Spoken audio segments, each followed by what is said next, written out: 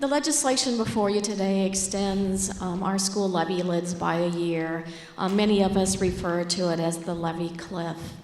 And as we're grappling with longer-term proposals on how we're going to fund basic education, we want to give that near-term certainty to our school districts that they can keep doing the work that they're doing. They can start budgeting for next year, so when kids show up on their doorsteps in September, they have their programs and everything ready to go. Coming from a school board from a small rural community, I know the impacts that the Levy Cliff would have on them, as many of the rural communities in my district. And I remember years back when I was on the school board and the legislature cut major funding to our school districts, that horrible job that we had to issue pink slips. And even though we felt that we could move forward with a good education system for our kids, that climate that it created within our schools was horrible.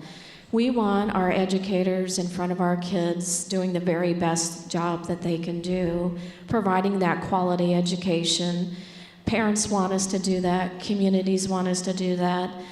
Us not acting on this really creates a climate, not just in our schools, but in our small communities of uncertainty.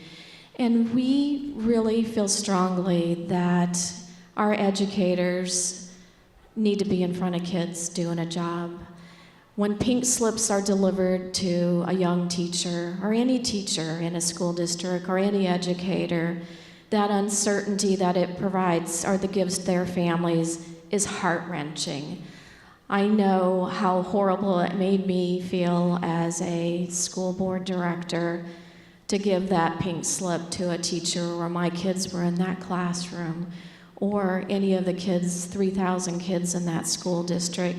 So I want to make sure that as we're doing our job down here, that we're grappling with those really difficult budget decisions, that we have educators across our state doing their job to provide a quality education for our kids. So asking support of this legislation.